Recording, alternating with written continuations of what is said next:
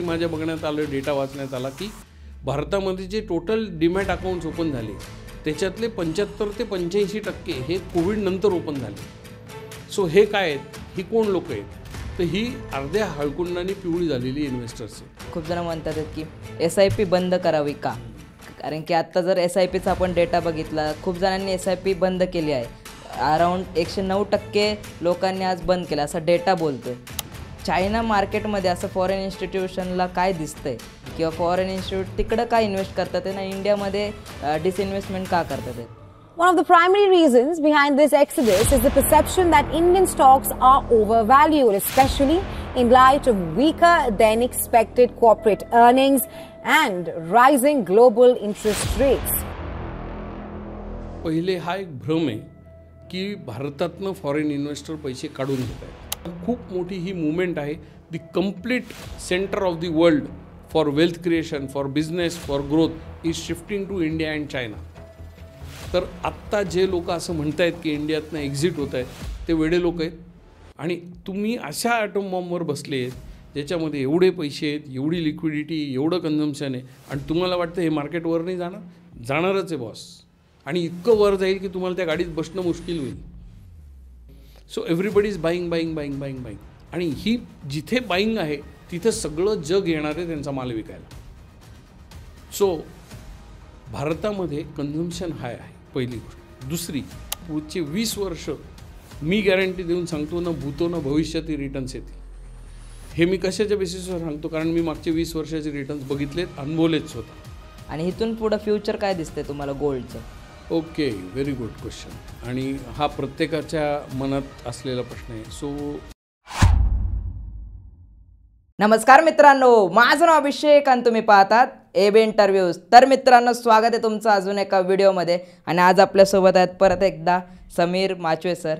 So first of all sir, परत एकदा तुमचं AB इंटरव्ह्यूज मराठी या यूट्यूब चॅनलवर स्वागत आहे। सो काय सांगाल, आपण 1 वर्ष आधी भेटलो होतो, सो काय सांगाल?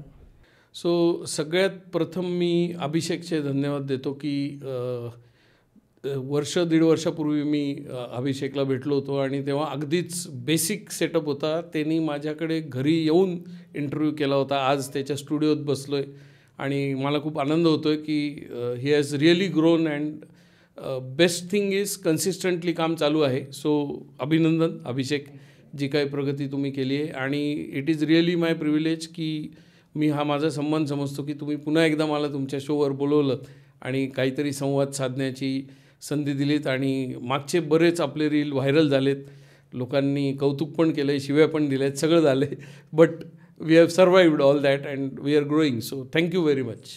सो सर, आजचा टॉपिक खरंच खूप इंटरेस्टिंग आहे की आत्ताच्या करंट मार्केट सिच्युएशनवर बेसिकली हा पॉडकास्ट असणार आहे। ठीक आहे, सो आत्ताचं जे मार्केट सिच्युएशन आपण बघितलं तर खूपच बेरिश मार्केट आहे। अचानकच असं झालं आहे की सगळ्यांचे पोर्टफोलिओ रेडमध्ये आलेत, अचानकच मार्केट पडलं आहे। सो काय कारणं वाटतात तुम्हाला की अचानक इतकं करेक्शन का आलं आहे? आपण जर बघितलं तर 10 to 15% आज मार्केट करेक्ट झालं आहे।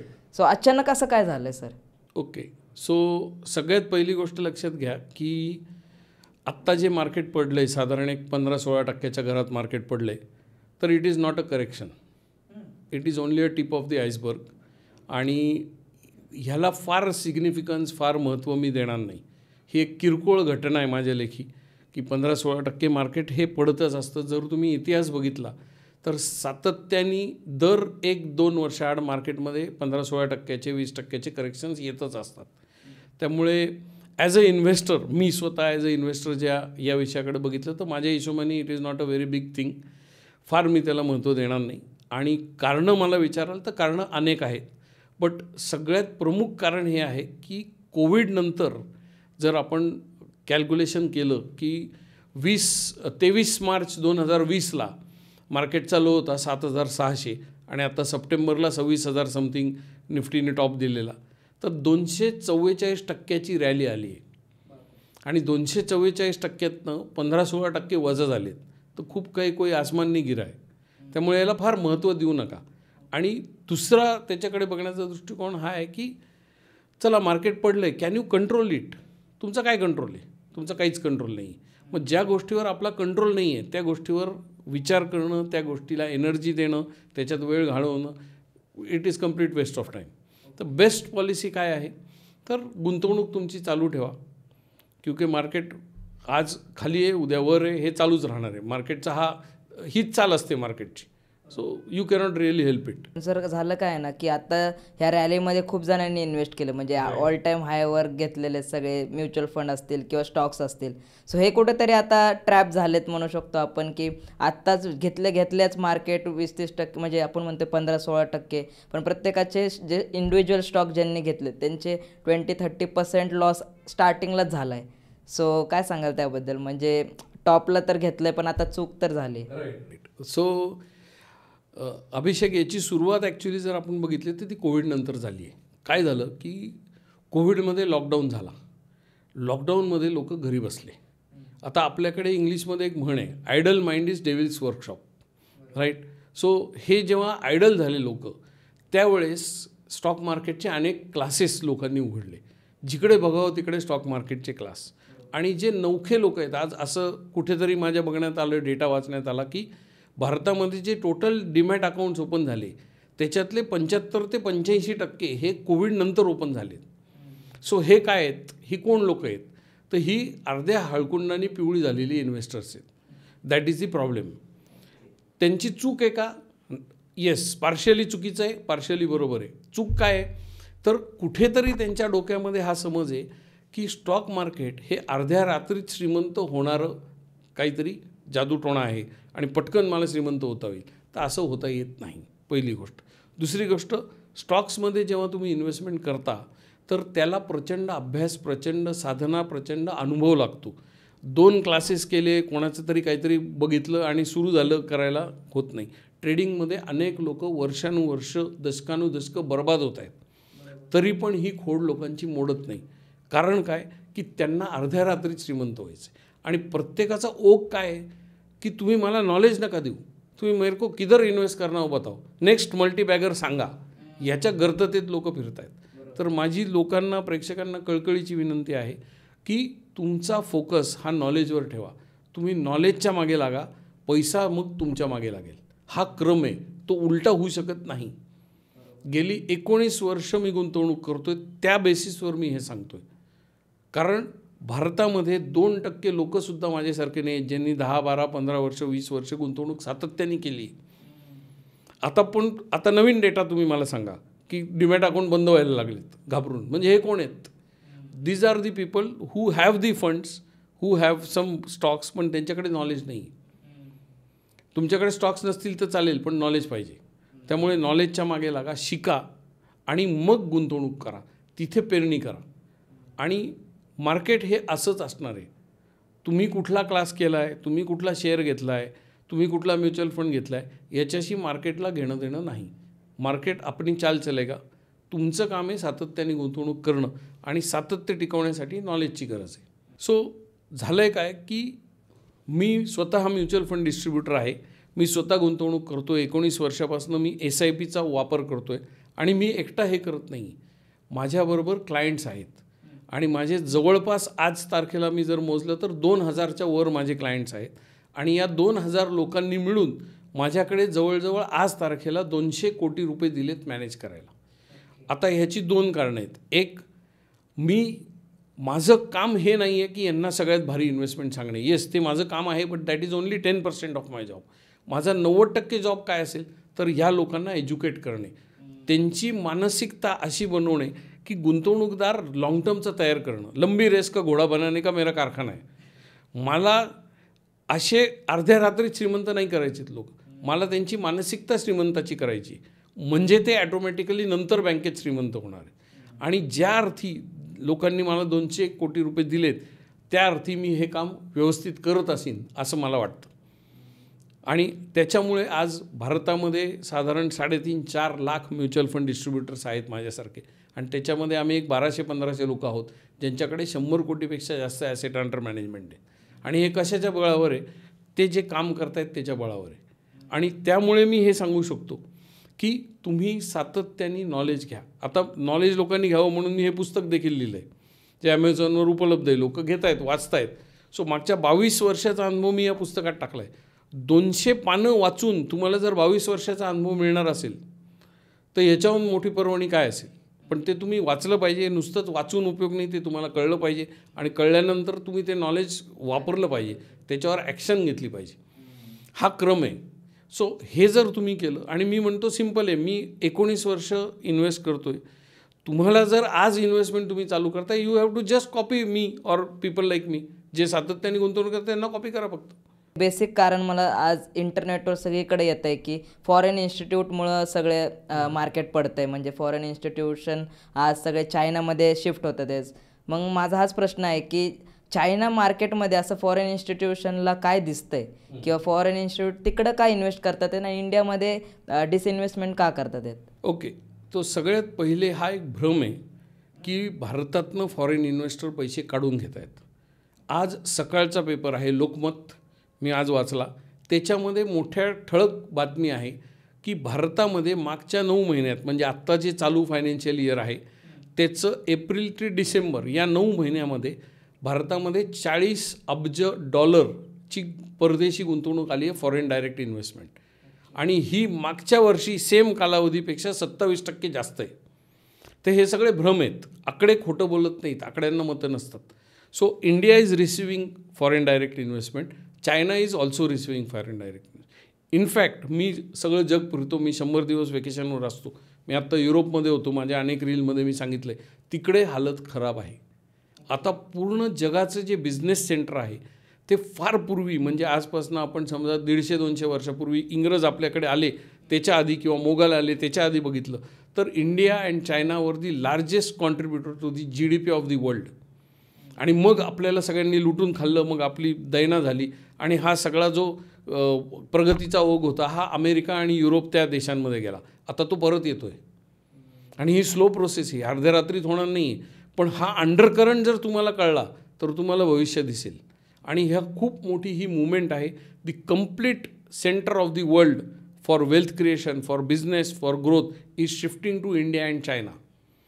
तर आत्ता जे लोक असं म्हणत आहेत की इंडियातनं एक्झिट होत आहेत ते वेडे लोक आहेत, हे माझं प्रांजळ मत आहे. त्यांच्याकडे डेटा नाही आहे. म्हणून मी म्हणतो की फायनान्शियल एज्युकेशन घ्या. आणि ज्या लोकांना हे माहिती आहे ते बोलणार नाहीत, कारण त्यांना माहिती आहे की माझं मी भलं करून घेईन. तुम्ही काय बोमट्या मारायच्या ते सोशल मीडियावर जाऊन मारा. बट अंडरकरंट इंडियासाठी चांगला आहे. भारताचा सुवर्णकाळ 2018-19 सुरू झाला आहे. मध्ये थोडंसं कोविडमुळे ब्रेक लागला आपल्याला, पण कोविडनंतर तुम्ही बघितलं जर मार्केटचा चार्ट तर it is going towards the sky only. आणि हे छोटे मोठे करेक्शन को ध्यान मत दो. माझं सिम्पल लॉजिक आहे, आपण रस्त्यावर जातो आणि मध्ये स्पीड ब्रेकर लागतो तेव्हा आपला वेग कमी होतो, बरोबर. मग ती वेग कमी झाला म्हणून आपण तिथेच बसून नारायण नागबळी करतो का लगेच, वाटोळं झालं नाही करत. तसं हे स्पीड ब्रेकर आहे छोटंसं 15%, उसको भूल जाओ. Look at the bigger picture. 40 अब्ज कोटी भारतात आलेत 9 महिन्यात, मागच्या वर्षीपेक्षा 27% जास्त आलेत. मग टाकणारे वेडे आहेत का? आणि मग जे लोक येऊन सांगतायत सोशल, त्यांचं सोर्स ऑफ इन्फॉर्मेशन काय आहे? ही पब्लिक डोमेनमधली इन्फॉर्मेशन आहे that India is receiving money, government is doing. तुम्ही बघा भारतात रस्ते झाले नाहीत का मागच्या 10 वर्षात? आपण टोल नाक्याला पैसे द्यायचो कॅशमध्ये, तिथं केवढे गोंधळ व्हायचे. आज एक साधी चेंज केला, फास्टॅग लावला गाडीला, आज पैशाचे व्यवहार बंद झाले. गव्हर्नमेंटला ॲडव्हान्समध्ये पैसे भरतो, प्रीपेड आहे फास्टॅग, डायरेक्ट तिजोरीत पैसे येतात, मधलं लिकेज सगळं बंद झालं. हा एक छोटा बदल आहे, पण किती सुखकर झालं लाईफ त्याच्यामुळे. This is the changing India, this is the new India. So focus on that. 15% से कुछ नहीं होगा. ओके. सो सर, जसं की आता खूप जण आज व्हिडिओ बनवतात आहेत, खूप जण म्हणतात आहेत की SIP बंद करावी का? कारण की आत्ता जर SIPचा आपण डेटा बघितला, खूप जणांनी SIP बंद केली आहे. अराऊंड 109% लोकांनी आज बंद केला असा डेटा बोलतोय. त्याचं कारण सांगतो मी तुम्हाला. SIP बंद करणं is equal to financial suicide. SIP ही कधीही बंद करायची नसते. तुम्ही कायम सदा सर्व काळ, मार्केट चांगलं असेल तेव्हाही SIP करा, मार्केट खराब असेल तेव्हाही SIP करा. कारण SIP हे इतकं चांगलं शस्त्र आहे की त्याच्यातनं जे वेल्थ क्रिएशन होणार आहे ते कुठल्याही गोष्टीमुळे होऊ शकत नाही. आणि हे मी कशाच्या बेसिसवर सांगतो आहे? मी 2005 सालापासून SIP करतो आहे. दर महिन्याला मी SIP करतो आहे. कुठलाही महिना माझा असा गेलेला नाही की SIP माझी झाली नाही. दरवर्षी मी मागच्या वर्षीपेक्षा जास्त SIP करतो आहे. जे काय मला जमलं 500नी वाढव, 1000नी वाढव, 2000नी वाढव, नाही तर 10,000नी वाढव, पण मी सातत्याने करतो आहे. यांनी माझं ॲव्हरेजिंग होत चाललं आहे आणि ही कंटिन्युअस प्रोसेस आहे. स्टॉक मार्केटमध्ये इन्व्हेस्ट करण्याचा सोपा मार्ग साध्या लोकांसाठी, मध्यमवर्गीय लोकांसाठी सेफ मार्ग म्युच्युअल फंड. त्यातला सगळ्यात बेस्ट शस्त्र काय? SIP. आत्ता बंद करू नका, कारण आत्ता उलट फायदा आहे तुमचा. साधं लॉजिक आहे अभिषेक. समजा तुमच्याकडे घरात काही कार्य आहे, लग्न असेल, अजून काय असेल, आणि तुम्हाला त्याची शॉपिंग करायची. तुमच्या घराच्या उजव्या साईडला एक मॉल आहे, तिथं 50% ऑफ चालला आहे, आणि डाव्या साईडला एक मॉल आहे, तिथं सेल नाही आहे. तुम्ही खरेदी करायला कुठे जाल? जिथं सेल चालू आहे तिथं, बरोबर आहे. मग हाच सेल जेव्हा स्टॉक मार्केटमध्ये लागतो तो लोक स्वतःचे कपडे विकून येतात. काहीच अर्थ नाही त्याच्यात. आज 15% ऑफ चल रहा है मार्केट में, खरीदो. का नाही घ्यायचं? आणि मग SIP बंद करा हे कुठून आलं? कारण आउटलुक शॉर्ट टर्म आहे. तुम्हाला उद्या सकाळी श्रीमंत व्हायचं आहे का? तुमची रिटायरमेंट उद्या आहे का? तुमचा जो काही गोलसाठी तुम्ही गुंतवणूक करताय तो गोल उद्या सकाळी आहे का? मग कशाला? तुम्ही इन्व्हेस्ट करत राहा. लॉंग टर्मचे जे तुमचे गोल्स आहेत, 7-8 वर्षानंतरचा जो गोल आहे त्याचेच साठी जी गुंतवणूक तुम्ही म्युच्युअल फंडमधनं केली पाहिजे. Because it is a volatile asset. तो खालीवर होणारच आहे. त्यामुळे SIP बंद करणं इज वेडेपणाचं लक्षण आहे. फायनान्शियल सुसाईड येते डायरेक्टली. मी तर हेच म्हणेन. मी तर SIP माझी कधीच बंद करत नाही. तर माझा अजून एक प्रश्न आहे की मला असा एक प्रॉब्लेम दिसतो की खूप जण म्हणजे 6 महिन्याला जे पैसे लागणार आहेत, 1 वर्षाला जे पैसे लागणार आहेत तेच इन्व्हेस्ट करतात म्युच्युअल फंडमध्ये, आणि ह्या करेक्शनमध्ये ते पैसे जातात आणि मग ते मार्केटला कुठंतरी नावं ठेवतात किंवा SIPला नावं ठेवतात की येस आता बघा माझ्या इतका लॉस झाला. पण हे कुठंतरी ते सांगत नाही की मी शॉर्ट टर्मसाठी गुंतवले होते आणि माझे पैसे गेले. सो ह्याच्यावर काय सांगाल तुम्ही? सो ह्याच्यासाठी एकच सिम्पल प्रोसेस मी सांगतो. आपण बघा, आपण प्रत्येकजण जेव्हा लहान होतो आपल्याला चालता आलं का पहिल्याच दिवशी जन्म झाल्या नाही. आपण हळूहळू सरपटायला लागलो, रांगायला लागलो, मग आपल्या पायात बळ आलं, मग आपण हळूहळू चालायला लागलो. आपण मदत पण घेतली, कधी आईवडिलांचा हात धरून उठलो, कधी सोफा धर, खुर्ची धर, असं करत करत धडपडत आपण फायनली वी स्टार्टेड वॉकिंग. बरोबर आहे. आता सेम प्रोसेस इथं आहे. जेव्हा तुम्ही नवीन गुंतवणूकदार येतात तर इट इज लाईक अ तान्या बाळासारखं आहे. तुम्हाला अक्कल नाही आहे, तुम्हाला अनुभव नाही आहे, तुमच्याकडे पैसा लिमिटेड आहे. पण ती प्रोसेस तर तुम्हाला जाणंच आहे चालण्याची. ते शिकावंच लागेल धडपडून धडपडून. तो स्टॅमिना आहे का तुमच्यात? ते शिका. म्हणून एक्सपर्टचा रोल तिथे येतो. तो आपल्या आईबापासारखा असतो. जेव्हा आपण तानं बाळ होतो तेव्हा आईबापाने आपल्याला शिकवलं ना, त्यांनी मोटिवेट केलं. इमॅजिन करा की तुम्ही लहान बाळ एक, त्याला चालता येत नाही, ते धडपडतं आहे, आणि आईवडील त्याला मोटिवेट करतात ना, अरे सोन्या चल, चाल चाल चाल. त्याच्याऐवजी त्यांनी छड्या मारल्या असत्या त्याच्या पायावर, तुला येत कसं नाही, तुला येत कसं नाही. चाललं असतं का ते बाळ? नाही चाल. सो इथे आपल्याला काय करायचं आहे, पहिले असा कोणतरी शोधा जो तुम्हाला गाईड करेल. आणि स्वतःची डोकी वापरू नका, कारण मार्केट हा नुसताच पैशाचा विषय नाही आहे, तो इमोशनल कंट्रोलचा विषय आहे. आणि बहुतांश लोकांना इमोशनल कंट्रोल नाही आहे जगात, कारण त्याच्याबद्दल कुठेही शिक्षण नाही. शाळेमध्ये इमोशनल कंट्रोल शिकवत नाही, आईबाप शिकवत नाही. म्हणून तिथं तो एक आपल्याला गाईड करणारा व्यक्ती लागतो, एक एक्सपर्ट लागतो. आणि असा एक्सपर्ट ज्यांनी ऑलरेडी तो त्या समुद्रातनं पोहलेला आहे किंवा त्यांनी अनुभव घेतलेला आहे. And what is the proof? त्याचा पोर्टफोलिओ. हे चेक करा, त्याचा हात धरा, कारण तो त्या पोर्टफोलिओ पोचला आहे. जे काही तुमचं टार्गेट आहे, 1 कोटी, 2 कोटी, 4 कोटी, 10 कोटी, वॉटेवर, स्लोली जा. कारण स्टॉक मार्केटमध्ये अर्ध्या रात्री श्रीमंत व्हायला आलेल्या लोकांची गर्दी आहे. हळूहळू श्रीमंत होणं, get rich slow is a sure short process, and get rich fast is sure short to fail. त्यामुळे SIP चालू ठेवा. Go to a expert, listen to him. 4 एक्सपर्टकडे जा वाटलं तर, त्याची शहानिशा करा, कारण तुमचा मेहनतीचा पैसा आहे. तुम्ही असं फक्त इकडे फेक तिकडे फेक, आज SIP कर, उद्या बंद कर, असं करून ग्रोथ होणार नाही. So it is a very serious business. So ज्या पद्धतीने तुम्ही मेहनत करताय, ज्या पद्धतीने तो पैसा कमवण्यासाठी तुम्ही अहोरात्र तुमचा खर्च करताय, शारीरिक बौद्धिक मेहनत आणि वेळ, तेवढाच रिस्पेक्ट तो गुंतवणूक करताना त्या पैशाला देणं आवश्यक आहे. आणि त्याच्यासाठी एक चांगला मार्गदर्शन करणारा व्यक्ती तुमच्या, मग तो कोणी असेल, तुमचा मित्र असेल, नातेवाईक असेल, कोणी पण असेल, but don't experiment with your money. Don't use your brain. Okay. So sir अजून एक आपण बघतोय की मार्केट तर खूप पडतंय पण गोल्ड कुठेतरी खूप वाढतंय आणि आज कुठेतरी 80,000च्या पुढं गेलंय, 90,000ला टच होतंय आणि खूप जण म्हणतात की गोल्ड आता 1,00,000च्या वर जाणार आहे. सो काय सांगाल म्हणजे आत्ता गोल्डमध्ये इतकं बूम का आलंय आणि इथून पुढं म्हणजे आत्ताच्या काळामध्ये गोल्डमध्ये इन्व्हेस्ट करावं का आणि इथून पुढं फ्युचर काय दिसतंय तुम्हाला गोल्डचं?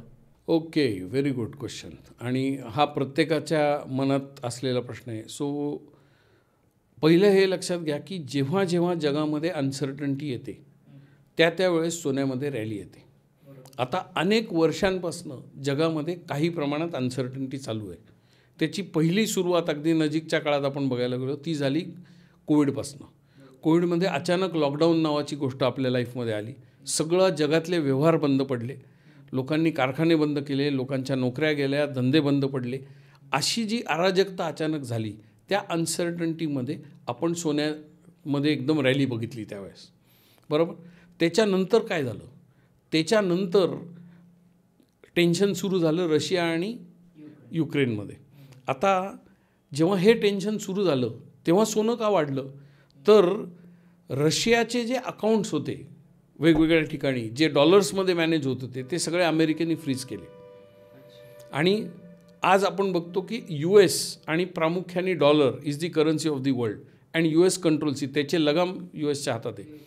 आणि हे रशियाला माहिती होतं की असे अकाउंट्स फ्रीज झाले तर आपले व्यवहार थांबतील, आपण युद्ध पण करू शकणार नाही. म्हणून त्याच्या 2 वर्ष आधी, आता युद्ध काय उद्या आज रात्री पुतिनला स्वप्न पडलं आणि उद्या जाऊन त्यांनी युद्ध सुरू केलं असं होत नाही. त्याच्यामागे बरेच वर्ष प्लॅनिंग करावी लागते. आणि ती प्लॅनिंग करत असताना ही भीती माहिती होती त्यांना की आपले लगाम अमेरिकेच्या हातात आहेत. मग त्यांनी सोनं गोळा करायला सुरुवात केली आणि मग सोन्याचा भाव वाढायला सुरुवात केला. आणि सेम थिंग रेस्ड दी गोल्ड प्राईस. ते होतं नव्हतं तर चायनाने गडबड करायला सुरुवात केली. चायनाच्या थ्रेट्स आल्या, आम्ही तैवानला अटॅक करतोय. आणि China is probably the largest investors of US treasury bills. आणि त्याच्यामुळे चायनालाही माहिती होतं आपला हात दगडाखाली आहे. प्रोटेक्शन काय, सोनं, कारण सोनं कोणी कंट्रोल नाही करत. मग त्यांनी पण सोनं त्यांच्या सेंट्रल बँक्सनी बाय करायला सुरुवात केली. आणि हे सगळं सेंट्रल बँक्स ज्या देशाच्या सोनं घेत आहेत त्यांची बाईंग पॉवर भयंकर आहे, त्यांच्याकडे पैसा खूप आहे. सो ते काय तोळ्यातोळ्यांनी वळं घेतलं असं घेतलं असं नाही, ते टनावारी घेतात. त्यामुळे सोन्याचा भाव वाढतो आहे. आणि त्या रंगपंचमीत रिटेल इन्व्हेस्टर पण रंगून घेतो आहे मस्त. This is what is happening.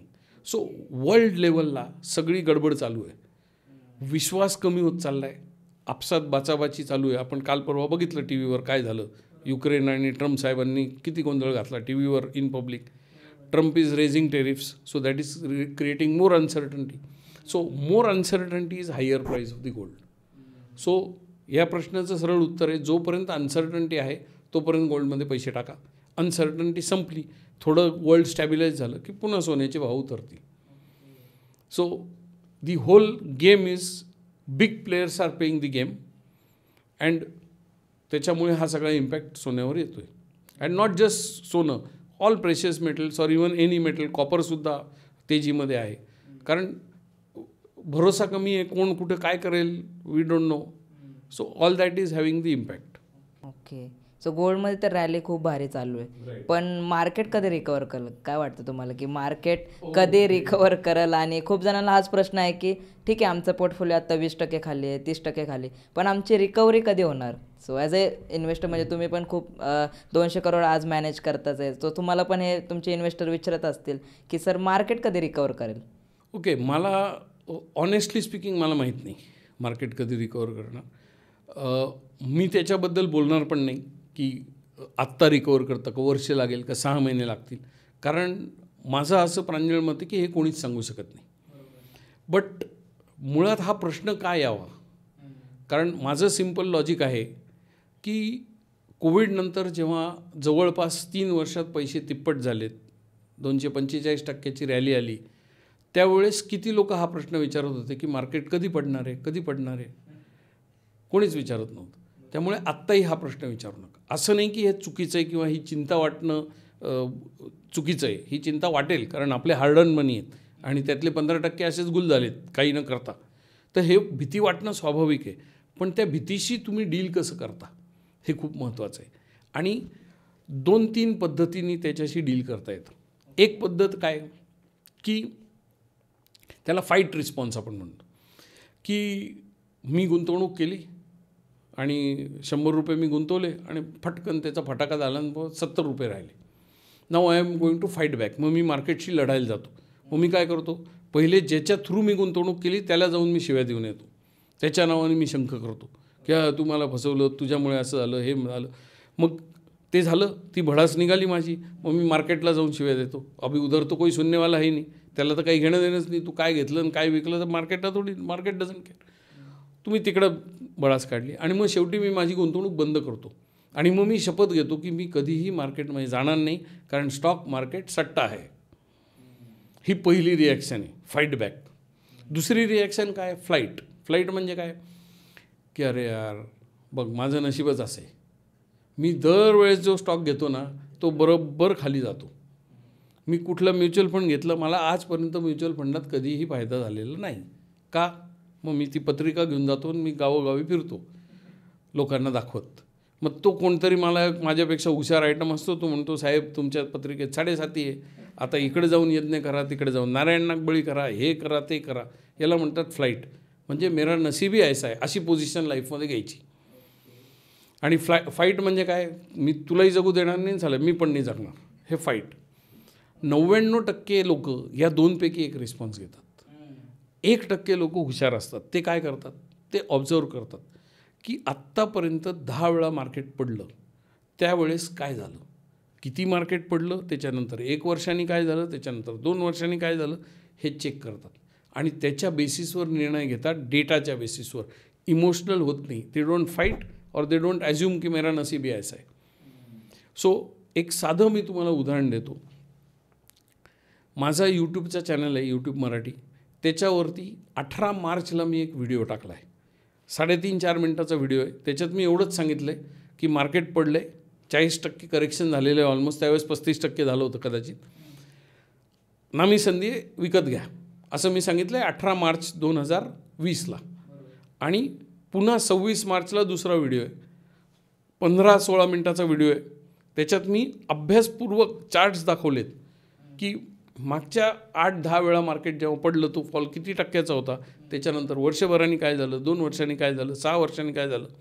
हे दोन्ही व्हिडिओ मी तारखापूर्ण माझ्या लक्षात काय आहेत, कारण 18 मार्च 2020 आणि 26 मार्च 2020 याच्यामध्ये मार्केट चालू आहे 23 मार्च 2020. एवढं ॲक्युरेटली सांगता येतं जर तुमचा अभ्यास असेल तर. आणि मी माझे भरपूर पैसे कोविडमध्ये गुंतवले, मी आत्ता पण गुंतवणूक करतो आहे. त्यामुळे हा प्रश्न पडू देऊ नका की मार्केट वर कधी जाईल का खाली जाईल. प्रश्न हा आहे की मार्केट वर गेलं आणि मार्केट खाली गेलं तरी माझा पैसा वाढतो आहे का. तुम्ही मार्केटच्या अगेन्स्ट तुम्ही कसे बिहेव करता हे जास्त महत्त्वाचं आहे. Because you cannot control behaviour of market, you can only control your behaviour. आणि माझं मेन रोल हाच आहे की माझ्या क्लायंटचं बिहेवियर मॅनेज करणे, एक्स्पेशली वेन मार्केट इज मिसबिहेविंग. हे जर काम मी चोख केलं तर माझा क्लायंट श्रीमंत होईल आणि तो जर श्रीमंत झाला तरच मी श्रीमंत होईल, उलटं होणार नाही. ओके. सो सर जसं की आत्ता आपलं मार्केट तर पडतं आहे, ठीक आहे ना. आपल्या मार्केटचे खूप सारे रिझन्स जसे तुम्ही सांगितले ते आहेच की चायना फॅक्टर असेल किंवा फॉरेन इन्स्टिट्यूट असेल किंवा अजून काही इश्यूज आहेत. सो पण US मार्केट का पडते सर आज? कारण की US मार्केटवर खूप सारे इकॉनॉमिक्स डिपेंड आहे, खूप सारे मार्केट्स आज US मार्केटवर डिपेंड आहे आणि ते कुठंतरी आज US मार्केट पण खूप पडतं आहे आणि त्यामुळे ग्लोबल मार्केट खूपच खराब आहे. सो या रिलेटेड काय सांगाल? चांगला प्रश्न आहे, कॉम्प्लिकेटेड प्रश्न आहे. उत्तर तसं बघितलं तर खूप कॉमन सेन्स आहे.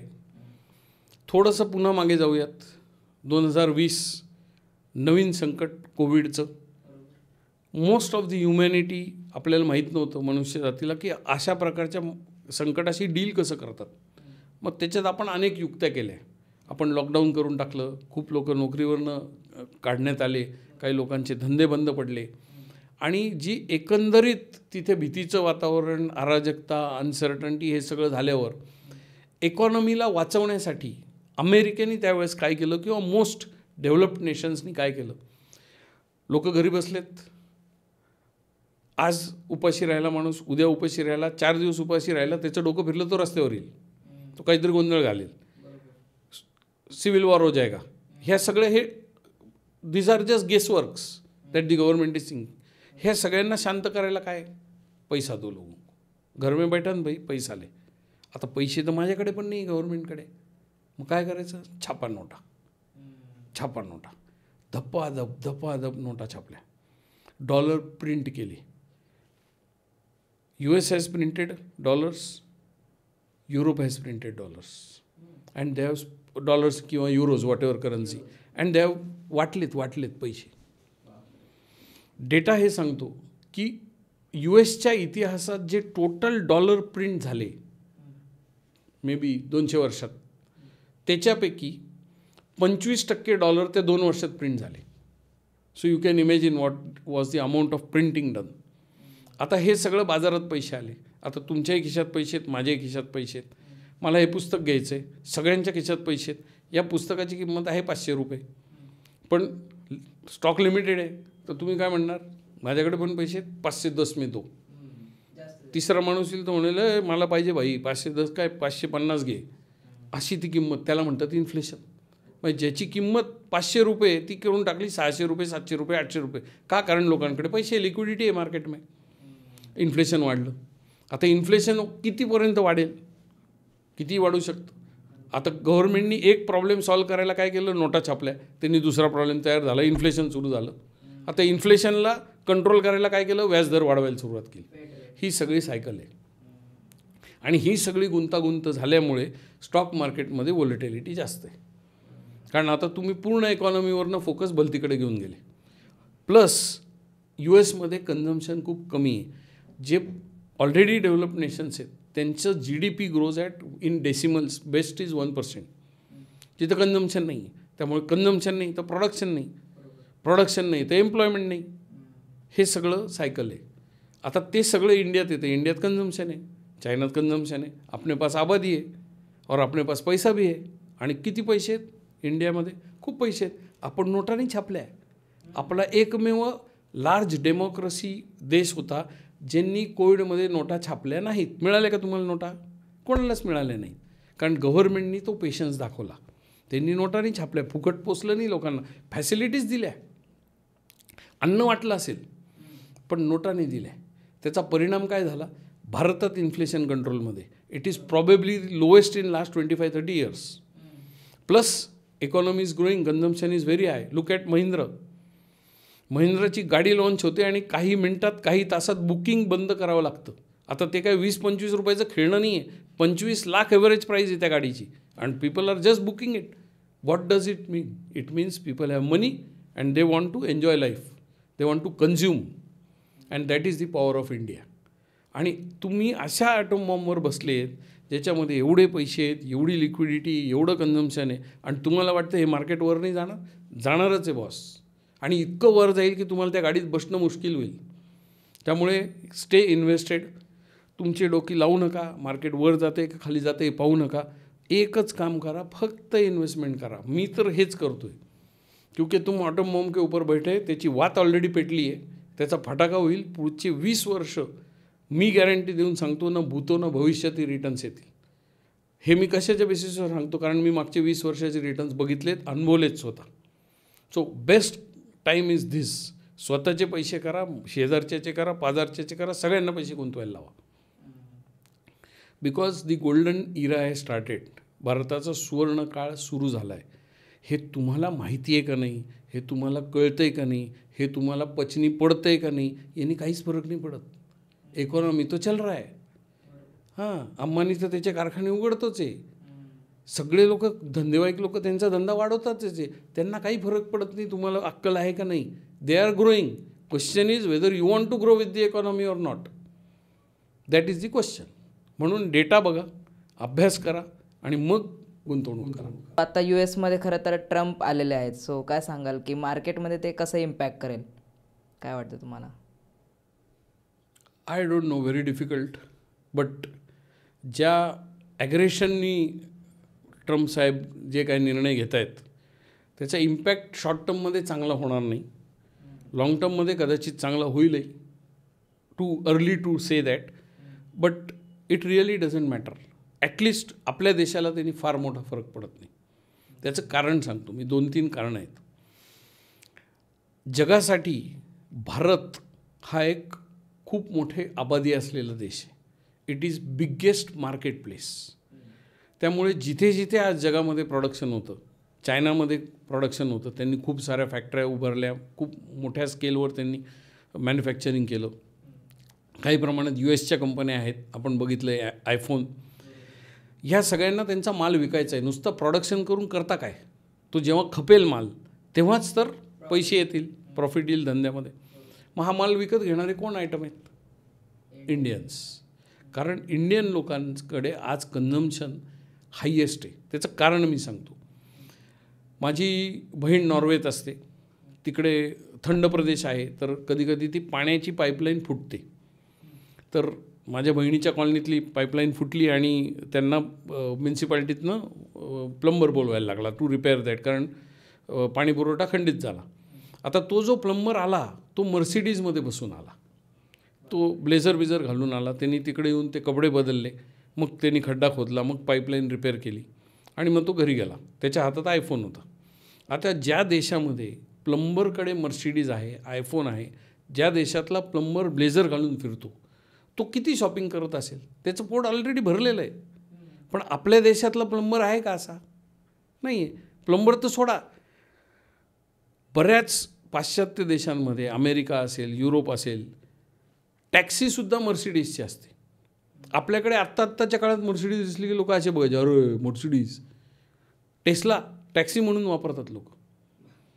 माझ्या बहिणीकडे नॉर्वेमध्ये घर साफ करायला जी येते डीप क्लिनिंगची बाई, ती टेस्लामध्ये येते. सो सांगायचं तात्पर्य काय की त्या लेवलपर्यंत कन्झम्पशन ऑलरेडी झालं आहे. या देशांमध्ये कन्झम्पशन नाही आहे. त्यांची GDP इज ग्रोईंग ॲट 0.2-0.3%. तिथं मॉलमध्ये लोक माश्या मारत बसलेत. कन्झम्पशन कुठे आहे? आपल्या इकडे. आपल्याकडे आत्ताशी सगळ्यांकडे टच फोन आहेत. त्यातल्या काही लोकांकडे मे बी 2% लोकांकडे आयफोन आहेत. त्याच्यानंतर काही लोकांकडे अँड्रॉईड आहेत, ते पण स्वस्तवाले आहेत. आता ते सगळे मायग्रेट होत आहेत. आपल्या घरामध्ये जे लोक काम करायला येतात, मोलकरीण असेल, भांडेवाली बाई, स्वयंपाकवाली बाई, ह्यांच्याकडे आता साधे फोन आहेत. काही दिवसांनी हे लोक, ह्यांच्यासाठी मर्सिडीज बनेगा ना कभी तो, वो भी मर्सिडीज में आएंगे, बट वो बनने के लिए कितना कंजम्पशन होना पडेगा. पहिले मी कंझ्युम करणार, त्याच्या आधी मी माझं इन्कम वाढवणार. मी इन्कम वाढवला, कंझम्पशन होईल. ते कंझम्पशन करण्यासाठी त्याचं प्रोडक्शन होईल. त्या प्रोडक्शनमध्ये कोणतरी काम करत असेल, त्याचा पगार वाढेल, मग तो कंझ्युम करेल. ही सायकल आहे आणि ही भारतात सध्या सगळ्यात जोरात फिरती. आणि प्रूफ काय? मगाशी मी सांगितलं, महिंद्राची गाडी बघा तुम्ही. XUV 700 लॉन्च केली 3-4 वर्षापूर्वी, 50 मिनिटात बुकिंग बंद. आत्ता लॉन्च केली BE6E, किती काळात बंद झालं, किती प्रोडक्शन आहे. Mahindra is expanding. एक साधं उदाहरण मी दिलं हे. So everybody is buying buying buying buying buying. आणि ही जिथे बाईंग आहे तिथं सगळं जग येणार आहे त्यांचा माल विकायला.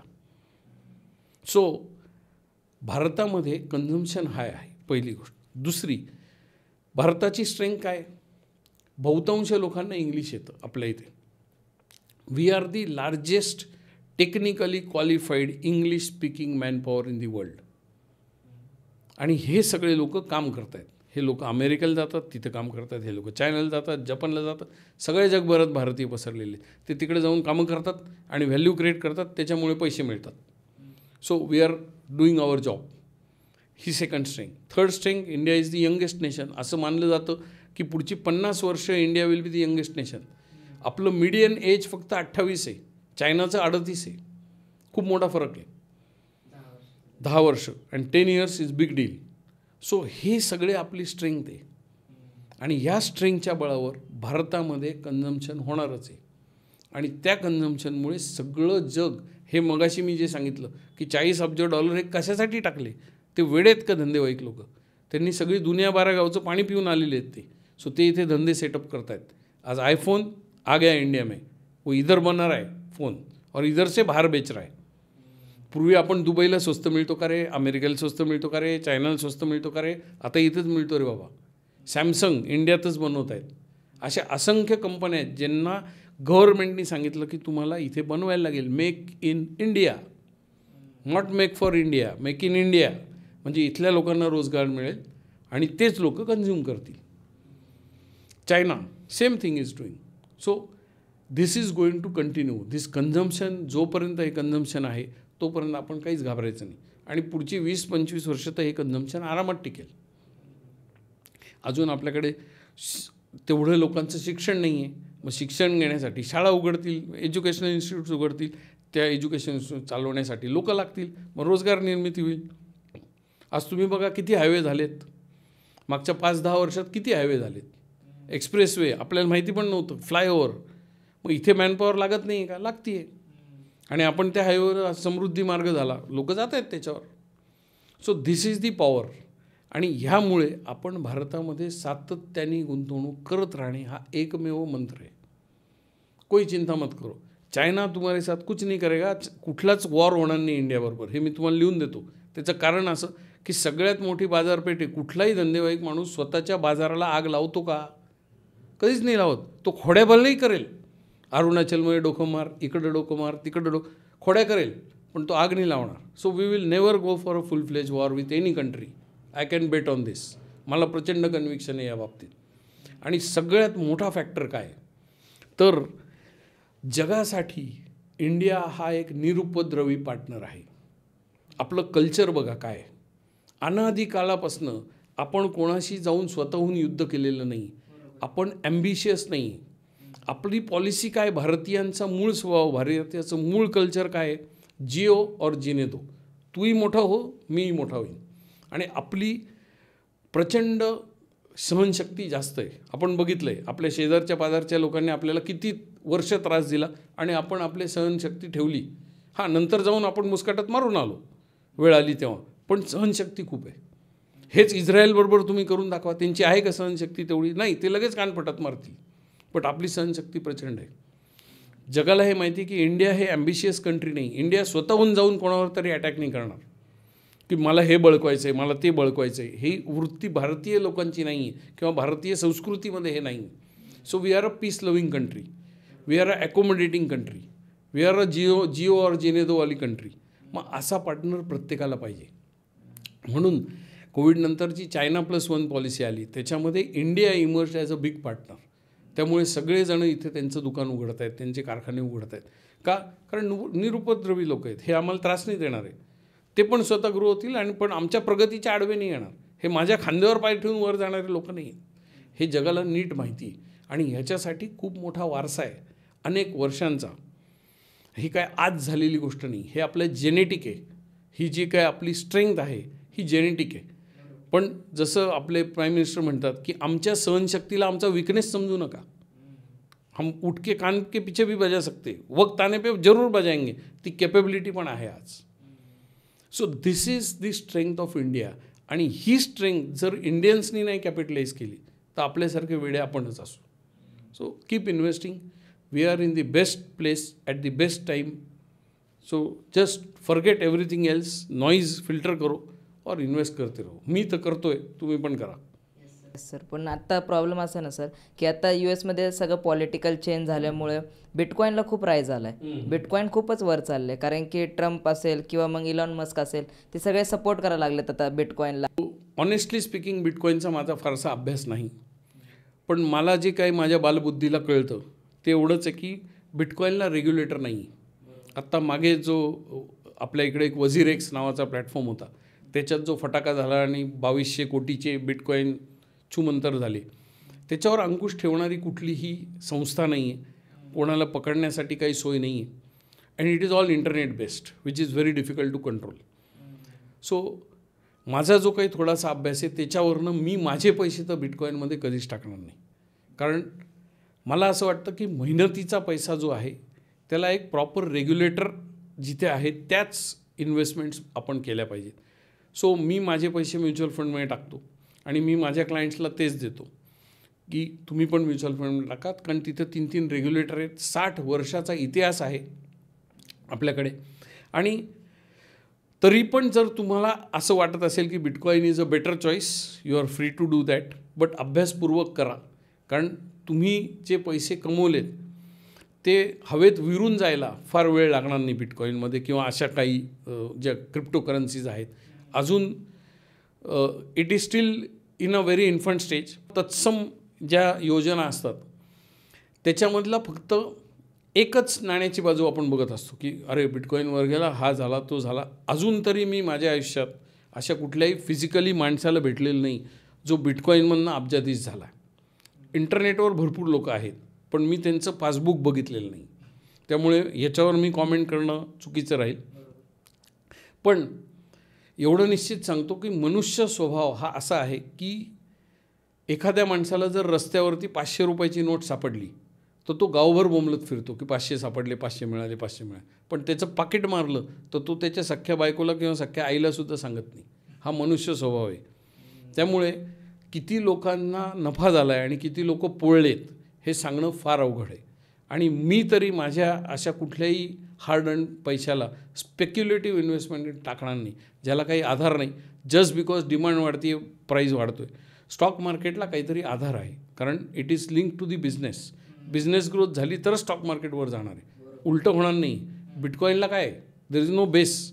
हा माझा, I may be wrong absolutely in this, but this is how my perception is.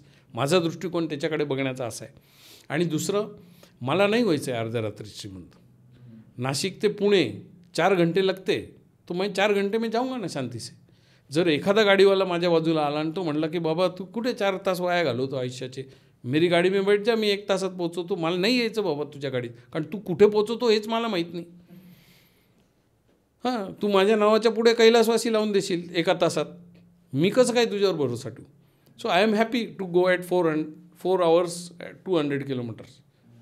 मेरे को वो चलेगा स्पीड, मेरे को चाहिए ही नहीं ज़्यादा स्पीड. हे माझं थिंकिंग आहे. पण yes, if you say, if you are expert in bitcoin, if you know how to make money, very good, please make it. जसं की तुम्ही आता सांगितलं की तुम्ही स्पेसिफिक 10-12 म्युच्युअल फंड्समध्ये इन्व्हेस्टेड आहात. सो एक ॲलोकेशन कसं करता सर तुम्ही? कारण की खूप जणांना ॲलोकेशनच माहीत नाही. खूप जण 100% इक्विटीमध्ये इन्व्हेस्ट करतात आणि मग कुठंतरी आता आपण मार्केट सिच्युएशन बघतोय तर मग ते सगळा लॉस होतो. मग जे ॲसेट ॲलोकेशन कसं केलं पाहिजे? Good question. आता एवढं सोपं त्याचं उत्तर नाही आहे ऑनेस्टली स्पीकिंग. ॲलोकेशन ह्याला काही थंब रूल नाही आहे. काही लोक एजप्रमाणे ॲलोकेशन करतात की तुमचं वय वाढत गेलं की तुम्ही थोडं कॉन्झर्वेटिव्ह इन्व्हेस्टमेंट्स घ्या, वोलेटाईल इन्व्हेस्टमेंट्स कमी करा, इक्विटी कमी करा, डेट वाढवा. पण माझं असं मत आहे की ॲलोकेशन हे खूप पर्सनल विषय आहे. तुमचे गोल्स काय आहेत, तुम्हाला साध्य काय करायचं आहे, तुमची रिस्क टेकिंग ॲबिलिटी काय आहे, याच्यावरती ठरतं ॲलोकेशन काय आहे. माझ्या बाबतीत म्हणाल तर I am very aggressive investor. So माझं वय वाढलं तरी I will always remain invested in very aggressive investment, कारण तसा माझा पिंड आहे. आणि आपण असं थंबरूल लावला तर कधी कधी गफलत होते. एक उदाहरण देऊन मी सांगतो. माझा एक मित्र होता, त्यांनी त्याच्या वडिलांच्या मागे लागून त्यांच्या सगळ्या एवढ्या मोडल्या आणि त्यांनी सांगितलं की तुम्ही समीरकडे जाऊन गुंतवणूक करा. आता हे जे त्याचे वडील होते त्यांनी आयुष्यात म्युच्युअल फंडचा एम पण ऐकला नव्हता, त्यांना माहिती पण नव्हतं की काय असतं. He was like from the older generation, F D करत होते. माझ्यावर विश्वास होता, माझ्याकडे आले आणि केले. तर मग तिथे मी थंब रूल तो लावला की म्हणलं काका तुम्ही पहिल्यांदा इन्व्हेस्ट करताय तर मग आपण थोडे कॉन्झर्वेटिव्ह फंड घेऊ, हायब्रिड फंड घेऊ, थोडे डेट फंड घेऊ. त्यांनी माझी सगळं रामकहाणी ऐकून घेतली आणि शेवटी त्यांनी मला काय सांगितलं की हे का घ्यायचं असं तू जे सांगतो हे. तर म्हणलं म्हणजे तुमच्या पैशाला रिस्क कमी राहील ना. आता तुम्हाला परत तर तुम्ही काही नोकरी करणार नाही, यू आर 85 years old, तुम्हाला तर पहिले परत पैसे येणार नाही, तर मग आपण हे इसको प्रोटेक्ट करते. तर त्यांनी मला सांगितलं की इसको प्रोटेक्ट मत करो भाई, माझं आयुष्य झालेलं आहे, मी जे काय करायचं कार्यक्रम माझा झालेला आहे, सगळं आटपलं आहे, माझी मुलं वेल सेटल्ड आहेत, तर आता तू मॅक्सिमम रिस्क घे ह्याच्यात, इसको बढाव. आणि त्यांनी स्मॉल कॅप आणि मिड कॅप फंड घेतले. आता मग ॲलोकेशन गेलं चुलीत, यू डोंट नो. सो म्हणून ॲलोकेशन हा वैयक्तिक विषय आहे. कोणाची रिस्क टेकिंग ॲबिलिटी कशी आहे त्याचा अभ्यास करणं, त्याची गरज काय, त्याचे गोल्स कधी येत आहेत, त्याची मुलं लहान आहेत का मोठी आहेत, त्यांचं शिक्षण कधी होणार आहे, लग्न कधी होणार आहे, त्याची रिटायरमेंट जवळ 20 वर्षांनी आहे. ह्या सगळ्या गोष्टी जेव्हा मी अभ्यास करतो तेव्हा मी एखाद्याचं ॲलोकेशन ठरवतो. रँडमली ॲलोकेशन ठरवता येत नाही, there is no thumb rule. So हे इंडिव्हिज्युअल, ते टेलरकडनं कपडे शिवल्यासारखा कार्यक्रम आहे, ते मापातच बसले पाहिजेत. भलत्याचा शर्ट भलत्याला दिला तर ते होणार नाही. ते म्युच्युअल फंडमध्ये खूप जण म्हणतात की 15 तारखेला SIP केली पाहिजे, खूप जण म्हणतात 1 तारखेला SIP केली पाहिजे. सो हे तारखेचं काही डिफरन्स येतो का म्युच्युअल फंडमध्ये? ते 15 तारखेला जास्त मिळतं, 1 तारखेला कमी मिळतं? असं काही नाही. मुळात मार्केट कधी वर जातं, कधी खाली जातं, आज निफ्टीची व्हॅल्यू काय, उद्या काय असणार आहे, हे कुठल्याही माणसाच्या तर सोडा कॉम्प्युटरच्याही आकलनाच्या बाहेर आहे. त्यामुळे market will continue to jump on its own, because ते जे जम्पिंग चालू आहे किंवा ती जी व्हॉलेटिलिटी चालू आहे ही सगळ्या त्या पूर्ण इन्व्हेस्टर्स जेवढे इन्वॉल्ड आहेत, क्रोड्स ऑफ पीपल, त्यांच्या मानसिकतेचा खेळ आहे. आणि याचा अंदाज कसा घेणार तुम्ही की आज 15 दिवशी सगळ्यांची मानसिकता अशी असेल बरं का, 16 तारखेला वेगळे असेल, 20 तारखेला असं काहीच नाही करू शकत तुम्ही. So better is don't get into this. मुळात हा प्रश्नच नाही की कधी इन्व्हेस्ट करायची, मुळात प्रश्न हा आहे की तुम्ही कन्सिस्टंटली इन्व्हेस्ट करताय का. चल बाबा तुझ्या नशीब, मी तुम्हाला एक साधं सिम्पल लॉजिक सांगतो. तुम्ही डेटा जरी काढला आणि त्याच्यात असं आलं की 15 तारीख इज बेस्ट, तरी पण तोच माणूस जास्त पैसे कमवेल, तोच माणूस श्रीमंत होईल जो सातत्याने गुंतवणूक करतो, भले ती 10 तारखेला केली असेल आणि it is worst date in the month.